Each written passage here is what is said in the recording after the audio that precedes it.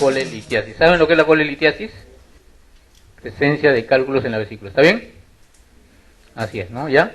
Tienen que fijarse el término, ¿no? Porque muchas veces se confunde con colédoco-litiasis, que es presencia de cálculos, pero ya no en la vesícula, sino en el colédoco, ¿no es cierto? Y esa pregunta generalmente siempre cometen el error, ¿no? Colelitiasis lo asocian con, o lo confunden con colédoco-litiasis, ¿ya? Entonces, fijen bien el término.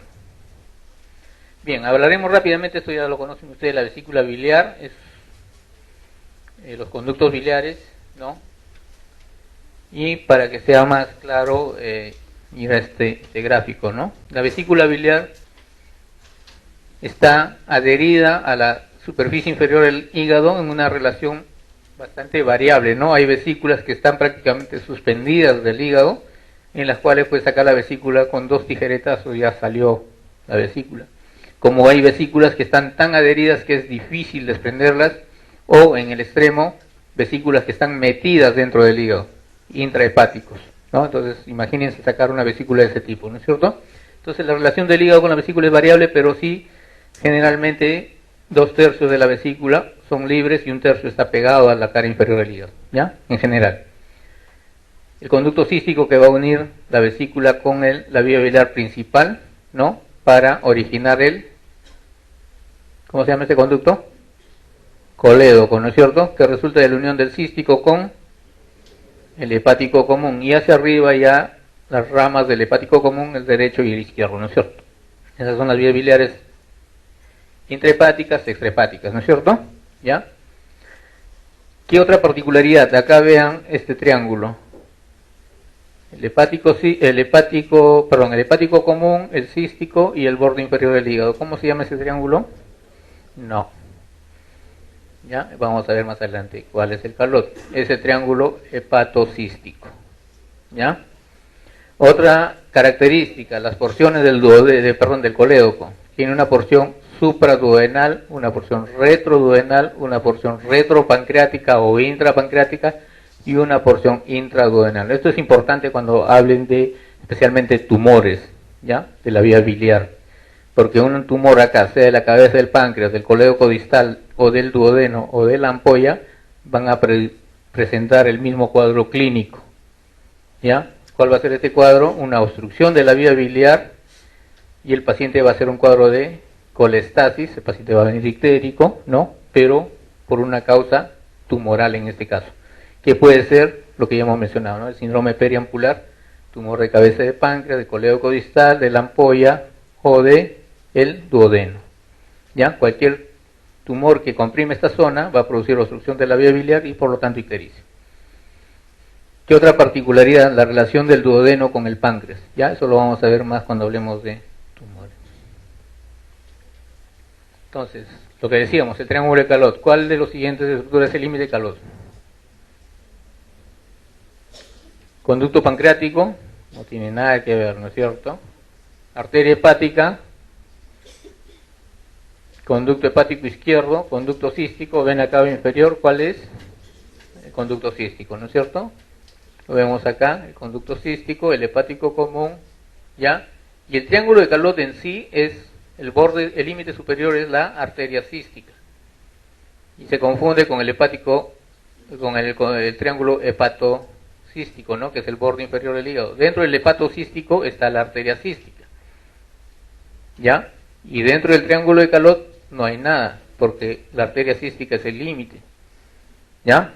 Pero más por convención, a veces ya se ha adoptado y se dice, dentro del triángulo de Calot está la arteria cística, y es un punto de referencia, sí. Y aquí también va a estar, ¿qué más?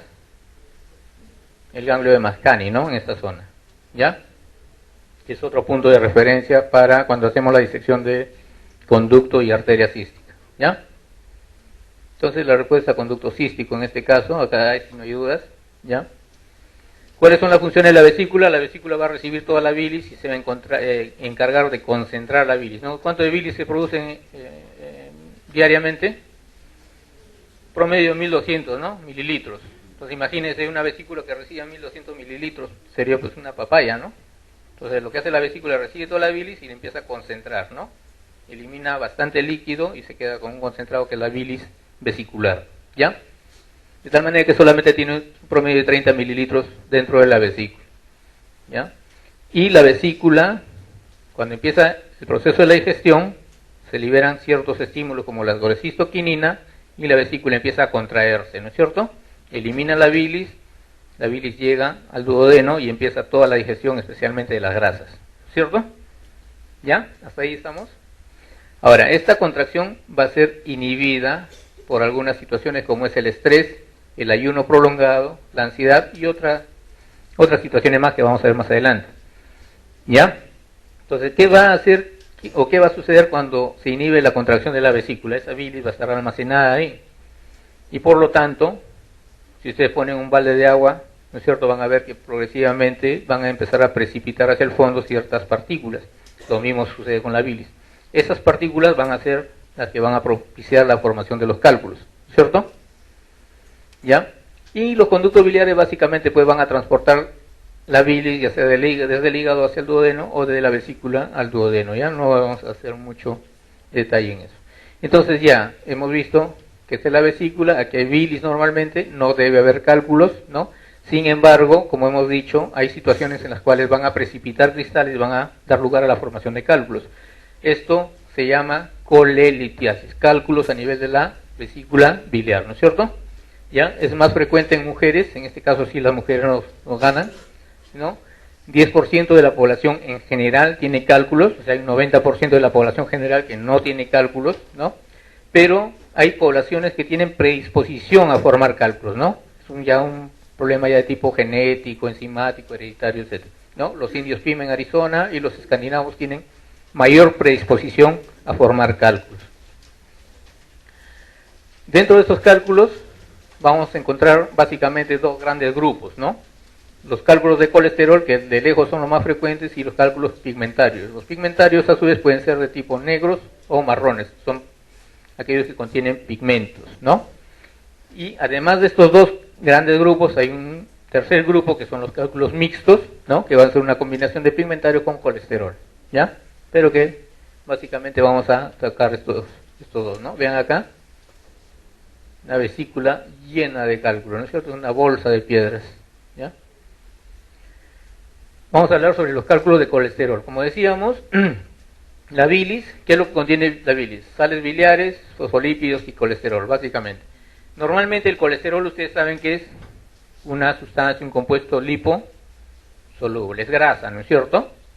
Por eso que dicen que el colesterol predispone a la formación de ateromas y los infartos y todo eso, ¿no es cierto?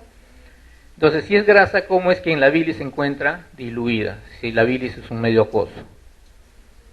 ¿Ah?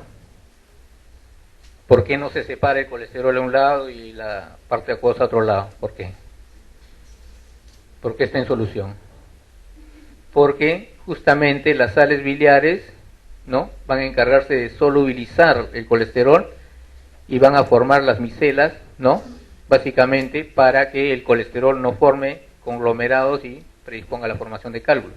Entonces, eso significa que para que no se formen cálculos debe haber un equilibrio entre sales biliares y colesterol, básicamente, ¿no? Lógicamente también intervienen los fosfolípidos, ¿ya? Pero debe haber una relación de equilibrio entre sales biliares y colesterol.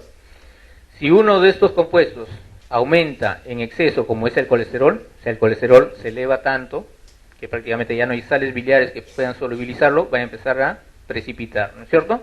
O por el lado contrario, de repente las sales biliares no se producen en cantidad suficiente, igual el colesterol queda en exceso y va a precipitar. Entonces esas dos situaciones van a condicionar a que el paciente presente una bilis litogénica, o sea, una bilis que tiene predisposición a formar cálculos, ¿no es cierto? Por el desequilibrio entre sales biliares y colesterol. Ven acá, esta es una vesícula, las sales biliares como están por dentro y por fuera se forma una monocapa y los cristales de colesterol van a quedar atrapados, digamos, en esta capa de tal manera que se solubiliza y están flotando en el medio acuoso, ¿ya? Por eso es que no precipiten. Si estas sales biliares disminuyen, entonces va a haber colesterol en exceso y va a precipitar. Y a la inversa, si el colesterol aumenta, de igual manera, ¿cierto? Pero no solamente se requiere que haya este desequilibrio, ¿no? Sino hay otras situaciones que también van a predisponer a la formación de los cálculos, ¿no? ¿Cuáles son estas? La supersaturación, ya hemos hablado, la hipomotilidad, una vesícula que no se contrae, una vesícula perezosa, va a tener la bilis ahí estancada y eso va a favorecer que los cristales precipiten, ¿no es cierto? Factores que favorezcan la presencia de microcristales y la nucleación posterior, los gérmenes, ¿no?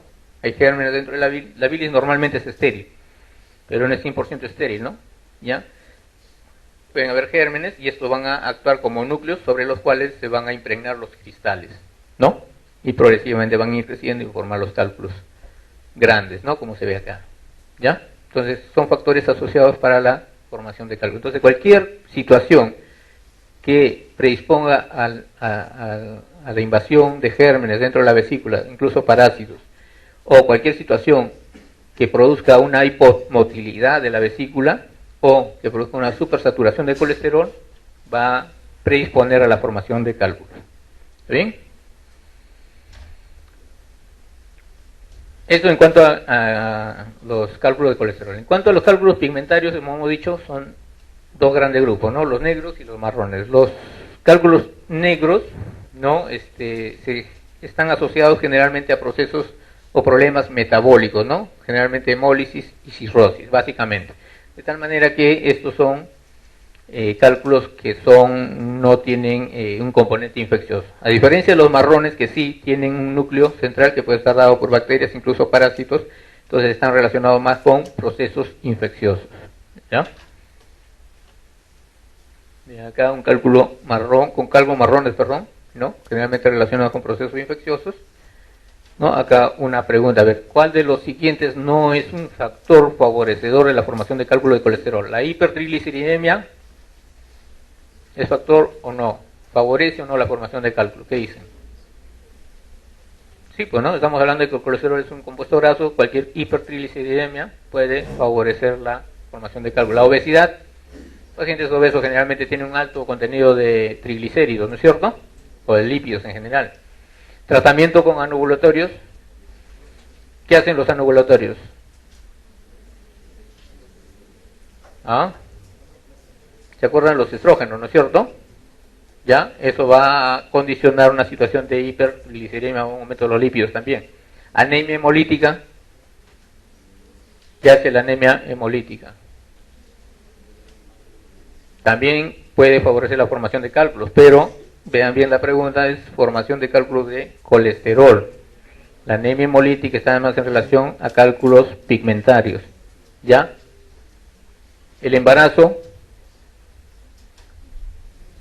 ¿qué dicen? También hay trastornos hormonales, ¿no es cierto? ¿Ya? Eso por un lado, los estrógenos. Y por otro lado, la gestante tiene una disminución de la motilidad del tracto gastrointestinal en general, incluida la vesícula. Entonces esa vesícula es una vesícula perezosa y va a condicionar la posibilidad de formar cálculos, ¿no es cierto? Entonces la respuesta correcta en este caso sería no es factor favorecedor la anemia hemolítica, ¿no es cierto? Bien, si bien el 10% de la población general tiene cálculos en la vesícula, ¿no es cierto? No todos los que tienen cálculos hacen la enfermedad, o sea, no presentan un cuadro clínico, ¿ya? Hay un porcentaje más pequeño que va a ser ya un cuadro patológico, digamos, evidente, ¿ya? A pesar de tener cálculos. Entonces, en este caso tenemos los pacientes que son asintomáticos, o sea, de todos los pacientes que tienen cálculos, un 75 a 80% no van a hacer ningún cuadro sintomático. O sea, van a vivir con su cálculo toda la vida con su piedra y se van a ir con sus piedras. Nunca van a hacer un cuadro de colecicitis, ¿ya? Hay un 20% en los cuales van a presentar el cuadro llamado cólico biliar, mal llamado cólico, ¿no? ¿Ya? Cólico biliar. ¿Cómo se produce el cólico biliar? Un cálculo dentro de la vesícula obstruye la salida del cístico, ¿no? De tal manera que se obstruye y toda la secreción de la vesícula se contrae, se distiende y produce dolor. Pero este dolor es temporal, dura 4 a 6 horas, el cálculo por algún motivo nuevamente se mueve, sale de esta zona, ¿no? Y se destapa, por así decirlo, y pasa el cuadro doloroso. Eso es un cólico biliar, es temporal, máximo 6 horas. Si pasa de las 6 horas, ya esta obstrucción va a producir una distensión más marcada de la vesícula y va a producir una serie de alteraciones en la pared vesicular, dando lugar a la colecistitis litiásica en este caso, ¿no? Aunque hay colecistitis alitiásicas, ¿ya? Pero vamos a hablar solamente, o vamos a centrarnos en lo que son colecistitis calculosa o litiásica, ¿ya? Este cálculo, así que ha producido la obstrucción en el cístico, puede migrar más distalmente o pegarse al bacinete, y este bacinete pegarse hacia la vía biliar principal, produciendo un cuadro inflamatorio en esta zona, de tal manera que este cuadro inflamatorio va a producir edema de la vía biliar principal y por lo tanto obstrucción. Este cuadro se llama el síndrome de Mirici, que realmente acá lo ponen menos de un 0.1%, pero en realidad nosotros estamos viendo con bastante frecuencia estos cuadros, ¿ya? No es tan raro como dice acá, ¿ya? Pero hay una obstrucción de la vía biliar principal, pero una obstrucción, digamos, no mecánica, ¿no? Sino solamente inflamatoria, ¿ya? Uno libera ese cálculo, pasa la inflamación y nuevamente el conducto queda permeable, ¿ya? Dependiendo, lógicamente, cuando hablemos de síndrome de Mirici, vamos a ver que hay varios grados, ¿ya? Sigamos con el cálculo. Este cálculo ya llegó al cístico, produjo obstrucción, colecistitis, llegó a la vía biliar principal y produjo un cuadro inflamatorio, ¿no? Y puede pasar ya a la vía biliar principal, ¿no es cierto? ¿Ya? Y esto sí se llama coledocolitiasis, cálculos en el colédoco, ¿ya? Y puede producir una obstrucción distal con la consiguiente retención de bilis en forma retrógrada, de tal manera que el hígado sufre un proceso de colestasis, ¿no es cierto? No tiene a dónde drenar la bilis y se va llenando y llenando y llenando de bilis hasta que el paciente empieza a hacer la ictericia, ¿no es cierto? ¿No es cierto? La colestasis, el hígado no tiene a dónde drenar, empieza a hacer un cuadro de ictericia, ¿no es cierto? ¿Ya? Eso siempre y cuando haya una obstrucción a este nivel, porque puede haber cálculos en el colédoco, pero que no producen obstrucción, ¿ya? Están haciendo un fenómeno de válvula, ¿ya? Entonces hemos seguido toda la patología que puede dar el cálculo cuando migra, ¿no es cierto? Sin embargo, hay cálculos que sin migrar se quedan en la vesícula, pero pueden presentar otro tipo de patologías. ¿Cuáles son? Uno, este cálculo, especialmente cuando son cálculos grandes, de más de 2 centímetros, esos cálculos ya pesan, ¿no es cierto? Pesan y por lo tanto se van a sentar acá en el cuerpo, en el fondo de la vesícula, y van a empezar a ulcerar la pared de la vesícula, ¿no? Como estos pacientes que ustedes tienen que están postrados largo tiempo y ustedes después lo levantan y van a encontrar una úlcera en el sacro, igual, ¿no es cierto? Por presión, este cálculo va a empezar a horadar la vesícula y va a perforar primero la pared de la vesícula. Una vez que ha perforado la pared de la vesícula, va a buscar otro órgano hacia donde migrar. ¿Qué órgano está más cercano a la vesícula? Generalmente el duodeno, ¿no? La primera porción o la rodilla entre la primera y la segunda, pero también acá está por delante que hay, el colon transverso, y también puede llegar al colon transverso. Raramente hacia el estómago u otra zona del intestino, ¿ya? Pero es posible. Entonces, una vez que ha perforado la vesícula, la pared de la vesícula, la pared del duodeno, se establece una fístula, ¿no? Una comunicación entre la vesícula y el duodeno en este caso, o el colon, de ser el caso. ¿Ya? Una comunicación que se conoce como fístula colecisto-entérica. Si es al duodeno, será colecisto-duodenal. Y si es al colon, colecisto-colónica. ¿No es cierto? ¿Ya? Vamos a hablar más adelante de eso. Y por último, este cálculo sin migrar puede estar ahí reposando largo tiempo dentro de las paredes de la vesícula, pero, como les decía, erosiona la pared y va produciendo un cuadro inflamatorio crónico. Y todo cuadro inflamatorio crónico va produciendo cambios, ¿no? Ya de tipo de las células, ¿no es cierto? Va a producir primero una displasia, una metaplasia y al final cuadros de neoplasia, ¿no es cierto? Entonces puede originar cuadros de cáncer a nivel de la vesícula, ¿ya? Entonces vean todo lo que se deriva por un simple y miserable cálculo, ¿no es cierto? Entonces, cuando venga un paciente a consultar, le dice, doctor, ¿me opero o no me opero? Eso lo van a tener que evaluar ustedes en relación a la sintomatología que tiene el paciente. Si es un paciente que primera vez debuta con el dolor, le toman su ecografía y le encuentran el cálculo, de repente observarlo nada más. Pero es un paciente que ya cada mes, cada 2 meses está con el dolor y cada vez que le viene el dolor le ponen Suplidán, le calma y lo mandan a su casa, y ya son repetidas veces, ese paciente es mejor operarlo, ¿ya? Bueno, entonces ya hemos hecho un resumen de las patologías que vienen de los cálculos. Hablemos un poquito de la colecitis aguda y hemos mencionado, ¿no? 95% son relacionadas a cálculos, pero hay un 5% de pacientes que van a presentar colecistitis sin presentar cálculos, ¿no es cierto? Generalmente estos pacientes son pacientes que han sufrido grandes traumatismos, pacientes sépticos, ¿no? Que están en UCI largo tiempo postrados. Recuerden que la postración también produce hipomotilidad de la vesícula. Pacientes con enfermedad de colágeno y lo que se está viendo últimamente, ¿no? Pacientes con VIH, ¿ya?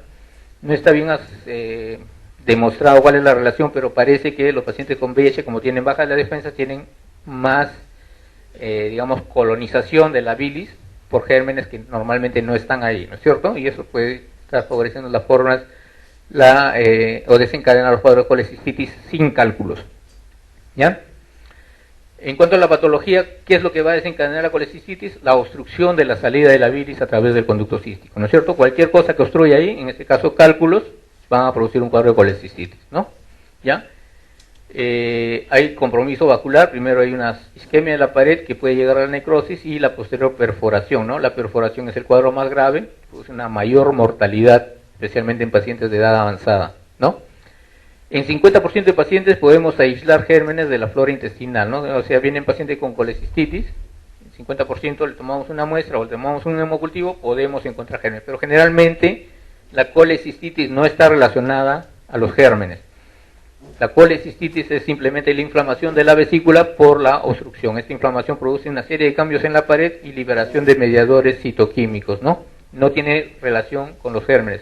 Progresivamente, conforme avance el tiempo, esa bilis que está almacenada, estancada ahí, va siendo colonizada por los gérmenes y ya va haciendo otro cuadro que es el empiema vesicular, ¿no? Ya cuando hay pus dentro de la vesícula. Pero inicialmente no hay gérmenes, o por lo menos la colecistitis no está relacionada con la presencia de gérmenes. En la etiopatogenia de la colecitis aguda litiásica, el proceso del evento se inicia con reflujo del jugo pancreático, no tiene relación, ¿no?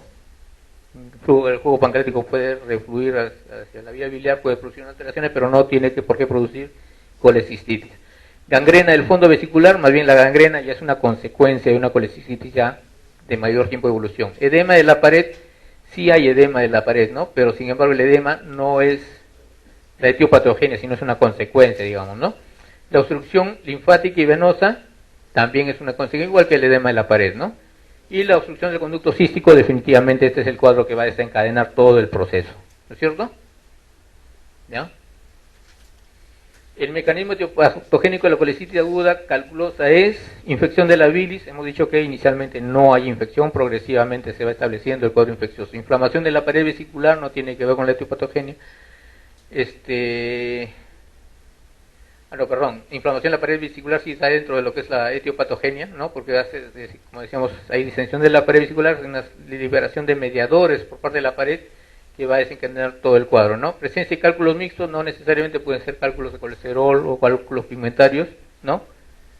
Reacción a cuerpo extraño, un cálculo no, porque la reacción sería con el cálculo adentro de la vesícula, no hay, lo que desencadena es la obstrucción que va a producir inflamación de la pared vesicular, entonces la respuesta sería B, ¿no es cierto? ¿Cuáles son los síntomas y signos? Bueno, ya ustedes deben haber visto pacientes con colecistitis, el dolor, la anorexia y los vómitos, que generalmente son comunes a cualquier patología dentro del tracto intestinal, ¿no? Pero para la característica es el dolor inicialmente mal localizado, ¿no?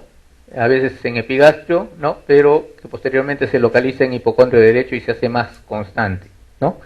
Esa es la característica de la colecistitis, ¿no? En 60 a 70% ya antecedentes previos, ¿no? Pacientes, sí, hace un mes tuve un dolor similar y ahora me ha vuelto, ¿no? Especialmente con la ingesta de grasas, ¿no? ¿Por qué se produce el dolor? Básicamente es por distensión, ¿no? Ya, inicialmente no hay sensibilidad superficial ni defensa muscular, ¿no? Y generalmente es por el esfuerzo que hace la vesícula por tratar de evacuar la bilis. El signo de Murphy, ¿no? Este signo ya sí nos indica un compromiso peritoneal. ¿En qué consiste el signo de Murphy? Ya lo hemos mencionado cuando hablamos de apendicitis, ¿no es cierto? ¿Qué es? No es dolor a la palpación, ¿ah? No es dolor a la palpación, es la palpación profunda del hipocondrio derecho, en la zona del hipocondrio debajo del reborde costal, ¿no? Y se le pide al paciente que inspire profundamente. Uno presiona y el paciente bruscamente cesa de inspirar, ¿no? Ese es el signo de Murphy. Ustedes pueden tener un paciente y le palpan el hipocondrio derecho y pueden producir dolor, eso no es signo de Murphy, ¿ya? ¿Y por qué se produce el signo de Murphy? Cuando el paciente inspira, hace que el diafragma baje, empuje al hígado y empuje a la vesícula también, ¿no? Y si tenemos la mano ahí, lo que va a hacer es que la vesícula roce con el peritoneo parietal y eso va a producir el dolor, ¿ya? Entonces es un signo de irritación peritoneal. ¿Está bien? El diagnóstico de colecitis aguda, lo característico es vesícula palpable. Encontramos vesícula palpable en una colecitis aguda. Puede haber una vesícula palpable, puede haber, pero no es lo típico, ¿ya? ¿Ya? Leucocitosis con desviación izquierda. Cualquier proceso inflamatorio dentro de la cavidad te puede dar leucocitosis y desviación izquierda, ¿no es cierto? Fiebre y escalofríos, igual. Dolor prolongado en cuadrante superior derecho, hemos hablado ya de cólico vesicular y colecistitis, ¿no? La característica de la colecistitis es que pasa de las 6 horas, ¿no? 6, 8 horas y no cesa el dolor, puede ser, ¿no? Dolor prolongado en cuadrante superior derecho. Cálculos biliares en la ecografía, la presencia de cálculos en la ecografía me hace el diagnóstico de colecistitis. ¿Qué dicen? ¿Sí o no? Solo no, como hemos dicho, pero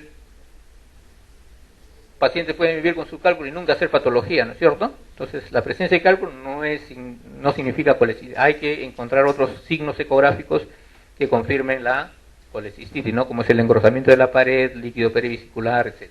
¿Cierto? Entonces, la respuesta sería dolor prolongado en cuadrante superior derecho, ¿no es cierto? Bueno, ya lo que hemos mencionado, leucocitosis con desviación izquierda, que es general para cualquier otra patología. El hemocultivo se hace positivo conforme pase el tiempo. A las 24 horas, 30% de los hemocultivos van a ser positivos. Y a las 72 horas, fíjense, 80% ya se hacen positivos, ¿no? Esto por la colonización de las bacterias. Y los gérmenes más frecuentes generalmente son los del tracto gastrointestinal, gran negativos a la cabeza, ¿no? E. coli. El diagnóstico diferencial, ya ustedes lo conocen mejor que yo, toda la gama de patología que tiene pancreatitis, hepatitis, apendicitis, enfermedad ulcerosa, neumonía. ¿Qué es lo importante acá? Poder hacer un diagnóstico diferencial con aquellos cuadros que van a requerir manejo médico. La colecistitis aguda puede ser tributaria de manejo médico simplemente, ¿no es cierto? Viene un paciente con una colecistitis, le doy su hidratación, su analgésico, antiespasmódico, de repente su antibiótico y el cuadro puede ceder. La inflamación baja, el cálculo regresa a su sitio y la paciente puede irse de alta, ¿no? Pero si ese paciente se va agravando, ya no es manejo médico, ¿no? La voy a tener que operar, ¿ya? Pero la importancia va en que distinguir cuáles van a ser de manejo médico y cuáles van a requerir un manejo quirúrgico, ¿no? Por ejemplo, si viene un paciente con neumonía, la neumonía basales derecha sobre todo van a producirme un dolor en esa zona. Entonces, si yo meto a ese paciente a sala de operaciones, le voy a complicar la neumonía, ¿no? Porque ese paciente va a tener que entrar con anestesia general, ¿no? Lo van a tener que intubar con un foco infeccioso ya en el pulmón, va a estar postrado buen tiempo después de la operación porque no se va a poder mover, ¿no es cierto? Entonces esa neumonía se va a complicar, ¿no es cierto? Entonces no hagamos eso, ¿no? Hay que entrar con un diagnóstico lo más certero posible, ¿no? Y otro cuadro de diverticulitis, obstrucción intestinal, infarto agudo de miocardio. Ha habido ocasión de pacientes que han entrado a sala de operaciones con el diagnóstico de colecistitis y al final lo que tenían era un infarto. Entonces imagínate, el pobre paciente terminó en UCI, ¿no? ¿Ya? Entonces siempre tratar de hacer un buen diagnóstico diferencial. Acá tenemos un caso, mujer de 48 años con dolor tipo cólico en hipocondrio derecho, 8 horas de evolución, vómitos, sensación febril, ya tiene fiebre, no cede con antiespasmódicos y al examen físico un Murphy positivo, el laboratorio nos habla de leucocitosis. ¿Cuál es el diagnóstico más probable? Mujer, 48 años, dolor en hipocondrio, 2 vómitos que no sean el espasmódico, Murphy positivo, ¿no? Entonces, más cantado no puede estar, ¿no? Coledocolitiasis puede ser bien alejado. Cólico vesicular, por el tiempo de evolución, ¿no es cierto? Colecitis aguda, de lejos de la primera posibilidad. Hepatitis, bien alejado, ¿no? Y colecitis crónica calculosa, un cuadro que no es agudo, ¿no es cierto? ¿Ya? Entonces la alternativa sería colecitis aguda, ¿no es cierto?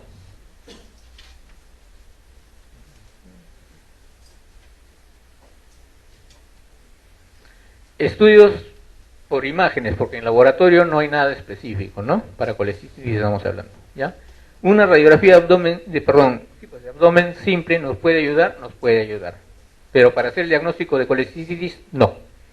Nos va a ayudar para hacer diagnóstico diferencial con otras patologías cuando queramos descartar de repente pues una úlcera péptica perforada, ¿no? Entonces en esos casos sí nos puede ayudar para descartar otras posibilidades. En algunos casos se puede ver la presencia de cálculos en una radiografía simple. Generalmente no es así. Porque tomamos una placa a un paciente y no van a encontrar los cálculos. Excepcionalmente cuando estos cálculos tienen una gran cantidad de sales de calcio, ahí sí, ¿ya? Pero es excepcional, como le decía, ¿no? Por lo general no sirve para el diagnóstico de colecistitis, pero sí nos sirve para hacer diagnóstico diferencial con otras patologías. ¿Cuál es el examen de excelencia para colecistitis aguda, calculosa especialmente? Es esto, ¿no? ¿Qué es esto? Una ecografía, ¿no es cierto? Vean, acá está el transductor, por acá se disparan las ondas sonoras, ¿no? Y vean acá, esto es la vesícula, vean un engrosamiento de la pared, acá una mancha, y por detrás de esa mancha una sombra acústica, ¿no? Donde no se ve tejido. Entonces las ondas sonoras llegan acá, rebotan con el cálculo, ¿no? Y no pasan hacia atrás, a diferencia de esta zona donde no hay ningún obstáculo y se va a ver todo el tejido, ¿no es cierto? Entonces la presencia de sombra acústica no nos hace el diagnóstico de colecistitis, simplemente nos dice que hay cálculos, ¿no es cierto? ¿Ya? Pero la presencia de esto, de el edema de la pared, el engrosamiento de la pared y otros signos que vamos a ver más adelante, sí nos hablan de colecistitis, ecográficamente. ¿Ya? Entonces la ecografía es un método que es rápido, no es invasivo, ¿no? Y es el estudio de elección para litiasis o colecistitis por cálculo. ¿Ya? Si yo tengo un paciente, es fácil llevar el ecógrafo y en el momento hacerle un barrido al paciente, ¿no es cierto? Otros estudios con radioglúcidos ya no se utilizan. La tomografía, cuando yo tengo duda diagnóstica y quiero hacer otros diagnósticos asociados o descartar otras patologías, como tumores especialmente, puede ser útil, ¿no? Colangioresonancia para vesícula no es de gran ayuda, colangioresonancia para vías biliares. Y la radiografía simple ya lo hemos mencionado, ¿no es cierto? Vean acá una ecografía, ¿no? Y van a ver, vean, ¿qué es esto? Un cálculo, vean la sombra acústica acá, ¿no es cierto? Vean el edema de la pared, vean el engrosamiento de la pared. Normalmente la pared de la vesícula, ¿cuánto mide? En grosor, 3 milímetros, ¿ya? O sea, bien delgadita, 3 milímetros. Si pasa por encima de 3 milímetros, encuentran una vesícula con una pared de 5 milímetros, ya está engrosada. Entonces probablemente sea una colecistitis. ¿Qué otra cosa puede ser? Un engrosamiento de la pared, una neoplasia. Entonces tienen que hacer una unidad clínica como viene el paciente, ¿no? Si es un cuadro agudo, si es un cuadro de tiempo, si está con fiebre, etcétera, irá para una colecistitis, ¿no es cierto? ¿Qué más vemos en la ecografía? El líquido perivesicular, ¿no? Hay un cuadro inflamatorio, entonces se va a acumular líquido alrededor de la vesícula, ¿cierto? ¿Ya? Con todos estos hallazgos, a eso le agregamos que cuando el ecografista viene, le pasa el transductor por el hipocondrio derecho, y cuando pasa por la zona de la vesícula, el paciente se queja de dolor. A eso se le llama Murphy ecográfico, ¿no? La presencia de dolor al presionar con el traductor. Entonces, si sumamos todo eso, el paciente tiene una colecistitis, ¿no es cierto? ¿Ya? La tomografía, como lo he dicho ya, para hacer otro tipo de diagnóstico mucho más complicado, ¿no? Que vemos un cálculo, vemos la presencia de aire dentro de la vesícula, que es la vesícula. Entonces la presencia de aire ya nos habla de otra patología que vamos a ver más adelante. Una pregunta, el examen más útil para el diagnóstico de colelitiasis es colecistografía oral, colangiografía endovenosa, colangiografía transparente hepática, ecografía, tomografía computarizada. Cualquiera de ellas nos puede hacer el diagnóstico de cálculos en la vesícula, pero el de elección va a ser de lejos la ecografía, ¿no es cierto? ¿Ya? ¿Saben lo que es la colecistografía oral, no es cierto? Es un procedimiento que ya no se hace, o no se hace de rutina por lo menos, se hacía antes, ¿no? Cuando no había ecografía le hacían, al pobre paciente le ponían le hacían tomar su contraste, después de un tiempo le hacían comer una dieta rica en grasas y esperaban a que la vesícula se contraiga y recién le tomaban varias placas. O sea, se pasaban toda la mañana para hacer el diagnóstico de colecistitis o cálculos en la vesícula. Todo eso se ha abreviado porque ahora en 5 minutos agarro el ecógrafo y listo, ya se acabó, ¿no es cierto? Entonces ya no es de rutina, ¿no? En algunos casos se utiliza, pero no es de elección, ¿ya? Y el tratamiento de la colecistitis es quirúrgico, ¿no es cierto? Pero dentro del tratamiento quirúrgico hay varias alternativas. Si un paciente me llega de emergencia, ¿no? Lo evalúo, como le digo, puede ser que ceda al tratamiento médico, entonces será una operación diferida, ¿no? Espero que ese paciente pase el cuadro agudo y de acá a 2 meses lo voy preparando y lo opero en forma electiva, ¿ya? Pero si ese paciente me llega con un cuadro séptico, tóxico, el dolor le doy antispasmódico, antibiótico, hidrato y el dolor pasan 6 horas y el dolor sigue y el paciente está que se revuelca el dolor y sigue con fiebre, ya no voy a esperar a ver qué pasa con los antibióticos ni con la hidratación, ¿no? Lo voy a tener que programar a sala de operaciones. Más aún si va a tener, ese paciente tiene una comorbilidad, por ejemplo, como diabetes, ¿no? Si espero mucho tiempo, ese paciente se me va a complicar. Y otro grupo de pacientes que van a ser sometidos a una operación temprana, o sea, esos pacientes que llegan a la emergencia, les pongo su vía, les doy su antiespasmódico, con eso les calma, espero que el paciente esté bien compensado y dentro de las 72 horas, o de repente un poco más, lo estoy operando en sala de operaciones, ¿no es cierto? Entonces son 3 posibilidades. Todo va a depender de la evaluación que uno haga del paciente. Si es un paciente séptico, como le decía, no tengo por qué esperar tanto tiempo, mejor es entrar a sala de operaciones. Y la operación a realizar es una colecistectomía, ¿no? Estos son detalles de los procedimientos, siempre tener presente que la colecistectomía no está libre de complicaciones, ¿no? Especialmente cuando somos muy desesperados por querer operar rápido, podemos lesionar la vía piliar principal, hay que tener algunos reparos, ¿ya? Nunca colocar, ni pinzar, ni cortar nada que no esté bien identificado, ¿ya? Porque los problemas vienen por eso, ¿no? A veces nos hemos volado un colédoco sin identificarlo bien y quien paga las consecuencias no es el cirujano, sino el pobre paciente, ¿no? Y eso es lo que estamos hablando a propósito de los triángulos, ¿no? Vean acá la vesícula, arteria cística, conducto cístico, hepático común, el borde inferior del hígado que está levantado, ¿no? Entonces el triángulo hepato cístico es este, conducto cístico, hepático común, borde inferior del hígado, y dentro de ese triángulo está la arteria, ¿ya? Y el triángulo de Calot, acá está, este es conducto cístico, conducto hepático y arteria cística, ¿ya? Dentro del Calot vamos a encontrar el ganglio de Mascagni, ¿ya? Que es simplemente un punto de referencia, ¿no? No tiene gran trascendencia en cuanto al manejo, ¿ya? Lo cierto es que este triángulo, cualquiera de ellos dos, sí nos va a servir como referencia para ubicar a la arteria cística, que es la que tenemos que identificar bien para poder ligarla, ¿no? ¿Ya? Entonces la colecistectomía puede ser por vía abierta, ¿no? Que puede ser una colecistectomía total, que puede ser directa, indirecta o mixta. Vamos a ver un esquema mejor esto. Cuando saco totalmente toda la vesícula, desde el conducto cístico hasta el fondo, la retiro. O puede ser una colecistectomía parcial, cuando yo por alguna circunstancia no puedo sacar la vesícula en su totalidad, tengo que sacar solamente una parte de ella, ¿no? Y una parte queda pegada al hígado o pegada a la vía biliar principal, dependiendo de la situación, ¿ya? Esa es la colecistectomía allotóric, cuando la parte que está pegada al hígado la dejo ahí y no la puedo sacar, o a lo Martens, que no figura acá, cuando la parte que está en el bacinete, el conducto cístico, está tan pegada a la vía biliar que si yo sigo escarbando puedo lesionar el colédoco, mejor es dejarla ahí, ¿ya? Entonces no saco totalmente la vesícula, solamente la parte a la cual tengo acceso, ¿ya?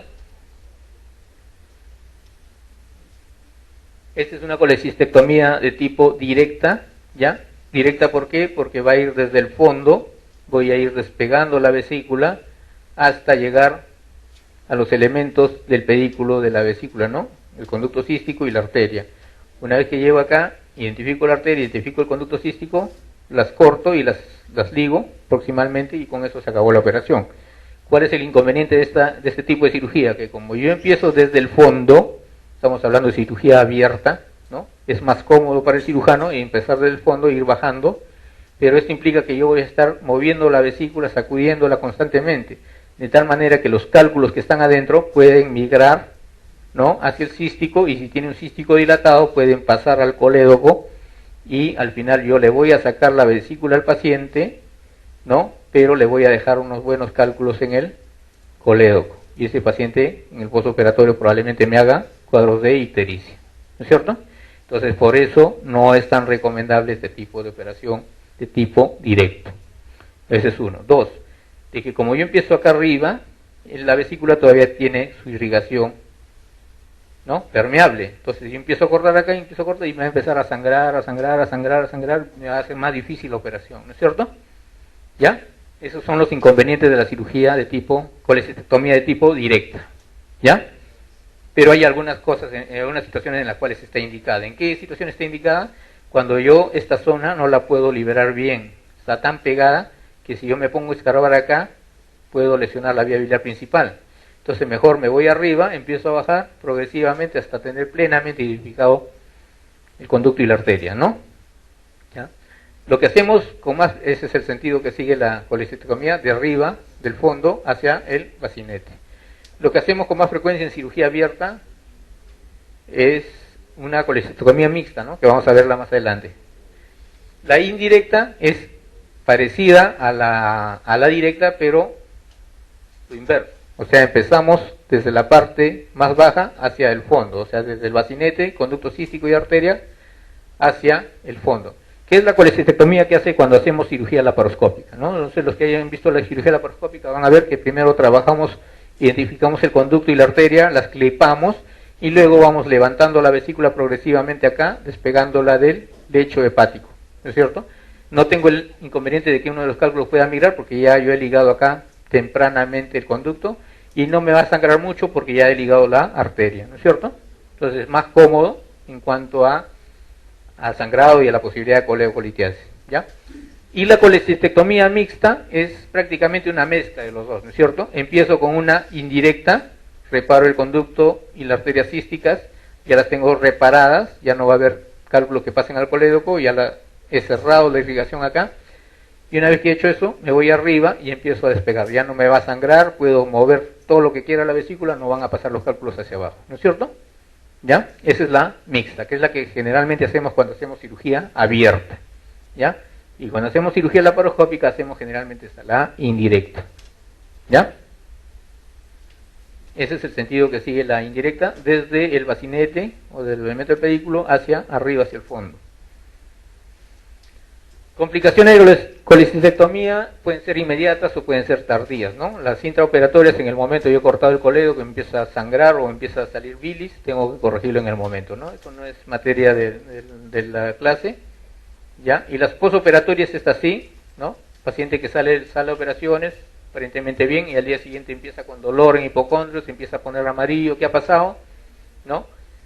Hace una peritonitis biliar.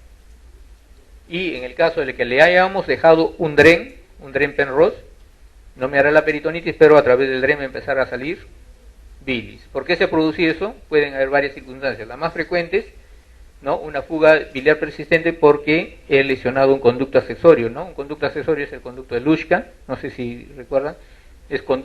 Son conductos aberrantes, anómalos, que normalmente no existen, pero que unen la vesícula con el hígado, ¿no? Conectan directamente, que normalmente no hay, por eso nosotros disecamos la vesícula y no nos damos cuenta y dejamos el conducto abierto y eso empieza a gotear en el postoperatorio, ¿no? O puede ser por deslizamiento de la ligadura del conducto cístico. Yo agarro el conducto cístico, le pongo un clip o una ligadura y de repente hay una presión elevada a nivel de colédoco, me va a empujar el clip o la ligadura, se abre y nuevamente empieza a salir bilis por el conducto cístico y me va a hacer un derrame biliar, ¿no? O puede ser la lesión inadvertida de la vía biliar principal. Esto sí es lo más grave, ¿ya? A veces por querer operar rápido, queremos sacar, pinzamos, cortamos, salimos bien, no nos damos cuenta y por ahí le hemos hecho un piquete al colédoco o al hepático común, ¿no? Lógicamente el problema no va a ser para nosotros, el problema más grave va a ser para el paciente, ¿no? ¿Ya? Entonces debemos tener mucho cuidado cuando hagamos la colección. Y esta es la laparoscópica, ¿no? Que en sus primeros momentos tenía una alta incidencia de complicaciones, especialmente lesiones de la vía biliar. ¿Por qué? Porque éramos tan avesados, por decirlo así, de que metíamos el hook, este es un electrocauterio que tiene un asa en la parte distal, y con eso vamos quemando y vamos desprendiendo la vesícula. En este caso estamos desprendiendo unas adherencias, ¿no?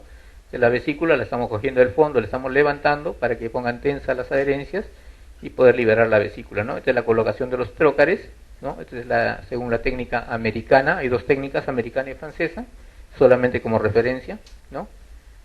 ¿Ya? Y vamos a una pregunta, ¿no? Cuando hablamos de colecistectomía laparoscópica, tenemos que tener, normalmente en la cavidad abdominal no hay aire, ¿no es cierto? Están las vísceras, pero no hay aire, solamente hay líquido que sirve como lubricante. Si encontramos en la cavidad aire en la cavidad abdominal, estamos hablando de neumoperitoneo, ¿no es cierto? Y lo más común, hablando de patologías, que sea la perforación de una víscera hueca, la causa del neumoperitoneo. Entonces, como no hay aire, todas las vísceras están pegadas, yo no puedo entrar con el laparoscopio, tengo que crear una cavidad ahí. Y para crear la cavidad tengo que insuflarle aire o gas, ¿no? Hay varias posibilidades de gas para usar, ¿no? Pero de ellas, ¿cuál es la que usamos en cirugía laparoscópica? Es la que, bueno, la que está marcada ya acá, ¿no? El anhídrido carbónico. ¿Ya? ¿Por qué? Porque eso tiene un rápido metabolismo. Lo dejo en el paciente, cuando termino la operación, elimino el gas, pero no elimino totalmente todo el gas, pero el residuo que queda se metaboliza rápidamente y es eliminado a través de los pulmones. ¿Ya? 1. 2, de que no es inflamable. Ustedes han visto que en la cirugía laparoscópica utilizamos un electrocauterio, el hook, ¿no es cierto? Eso, cuando uno corta, desprende chispas. Y si es un gas que es inflamable, pobre paciente, imagínense, ¿no? ¿Ya? Entonces tiene que ser un gas que no sea inflamable, ¿ya? Todas estas características las reúne el anhídrido carbónico, ¿ya? Seguimos con la laparoscópica. Vean, acá he creado ya el neumoperitoneo, ya tengo espacio para poder colocar las pinzas y traccionar la vesícula, la llevo al fondo, voy a buscar el triángulo de Calot o el triángulo hepatocístico, como quieran llamarlo. Vean, acá está el bacinete, lo tracciono hacia afuera y me va a ampliar el ángulo formado entre el conducto cístico y el hepático común, se amplía ese ángulo y yo voy a tener más comodidad para disecar esta zona en busca de, ¿qué voy a buscar ahí? La arteria cística, ¿no es cierto? Vean acá, estoy traccionando y acá está el conducto cístico y acá está la arteria. Una vez que ya las he identificado plenamente, le pongo un clip a ambos y lo puedo cortar y empezar a despegar la vesícula. Acá se le ha hecho un procedimiento adicional que es una colangiografía intraoperatoria para ver todo el árbol biliar y ver que no haya pasado algún cálculo a la vía biliar principal, ¿no es cierto? Es un procedimiento adicional que no se hace de rutina, ¿ya? Pero básicamente esa es la colestectomía laparoscópica. Como les decía, es desde el cístico hacia arriba, es una indirecta. ¿Cuáles son las contraindicaciones absolutas para colestectomía laparoscópica? Antiguamente, cuando recién empezó la cirugía laparoscópica, ustedes encontraban una lista bien larga de contraindicaciones relativas y absolutas. Ahora, básicamente, la única indicación o contraindicación para no hacer cirugía laparoscópica es que no haya el equipo. Prácticamente no hay contraindicaciones, algunas severas como es la que se menciona acá, ¿no? Una hernia umbilical, un paciente que tiene una hernia umbilical, recuerden que uno de los puertos de la cirugía laparoscópica entra por el ombligo. Eso no es contraindicación, sin embargo hay que hacerlo con cuidado porque tenemos que liberar la hernia, porque si entramos a ciegas podemos perforar el contenido del saco, ¿no?, de la hernia. Entonces mejor es hacer una apertura de la piel hasta llegar a la aponeurosis y una vez ya abierto recién meterle el trocar. Esa es una técnica abierta para el neumoperitoneo. Edad menor de 10 años ahora ya no es contraindicación para la laparoscópica, ¿no? Ya no hay ninguna contraindicación. Tiempo de protonamina mayor de 18, esto sí, ¿ya? Porque como cualquier intervención quirúrgica, el paciente tiene mayor tendencia al sangrado y esto lo puedo corregir. A no ser que se trate de una cirugía de emergencia, pues no, de vida o muerte, en la cual tengo que entrar sí o sí con el paciente, ¿no? ¿Ya? Temperatura mayor o igual a 39 grados centígrados ya no es contraindicación, lo puedo controlar, ¿ya? Y la obesidad mórbida, ¿no? La obesidad, pacientes que son sumamente obesos, tampoco, antes era una contraindicación relativa. ¿Por qué? Porque imagínense, un paciente obeso tenía una pared abdominal de este vuelo, ¿no? Entonces por el trocar a veces no llegaba ni siquiera a su cutáneo, unos trocares largos, ¿no? Entonces, antes sí era una contraindicación relativa, ahora más bien por el contrario, pacientes obesos, la indicación es mejor hacerle laparoscópica. ¿Por qué? Porque si es un obeso y voy a entrar con una cirugía abierta, imagínense, para hacerle un corte y tener que separar todo ese panículo adiposo, tienen que entrar 4 solamente para separar el campo, ¿no es cierto? ¿Ya? En cambio con la cirugía laparoscópica entro con la cámara, entro las pinzas adicionales y fácilmente puedo abordar cualquier parte de la cavidad abdominal, ¿cierto? Vean acá ya se ha despegado la vesícula, solamente queda pegada en el fondo, hemos ido desde abajo, desde el conducto cístico hacia arriba, es una indirecta, y acá se corta y se acabó la operación, ¿no?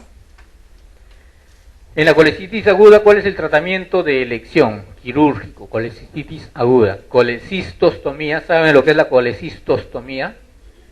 Por el nombre nada más lo saben. Colecisto vesícula, ¿no es cierto? Ostomía es abocar hacia afuera, ¿no? Entonces, si es una colecistitis aguda, ¿qué gano haciéndole una colecistostomía? Nada, ¿no es cierto? No es. Tiene sus indicaciones, ¿ah? Pero no es el caso. Colecistectomía convencional, o sea, sacar la vesícula por vía abierta, ¿no es cierto? Puede ser. Colecistectomía laparoscópica, también puede ser. En los dos saco la vesícula. Colecistectomía diferida, o sea, dejar al paciente para una posterior intervención, enfriar el cuadro, no es. Estamos hablando de una aguda, ¿no es cierto? Colédoco duodeno anastomosis. ¿Qué piensan? ¿Me sirve? No me sirve, ¿no es cierto? Una colédoco duodeno anastomosis no me va a servir, ¿no? Colédoco duodeno anastomosis, ¿qué significa? Unir el colédoco con el duodeno, ¿no es cierto? Hacerle una especie de fístula, un bypass ahí. Tiene sus indicaciones, no es el caso, ¿ya? Entonces, ¿con cuál nos quedamos? Puede ser o colecistectomía convencional o colecistectomía laparoscópica, pero acá dice cuál es el tratamiento quirúrgico de elección. Si yo tengo las dos posibilidades, ¿cuál realizo? Laparoscópica, ¿no? O sea, a no ser de que no esté preparado o no hay equipo, como decía, ¿no? ¿Ya? Pero de preferencia la laparoscópica. ¿Por qué? Porque el resultado es el mismo. En ambos casos sale la vesícula, pero el postoperatorio, el manejo del postoperatorio de lejos, la laparoscópica se lo lleva de encuentro a la convencional. Menos dolor, menos cicatriz, mayor reposición, una reposición más rápida, menos estancia hospitalaria. El único problema es el costo.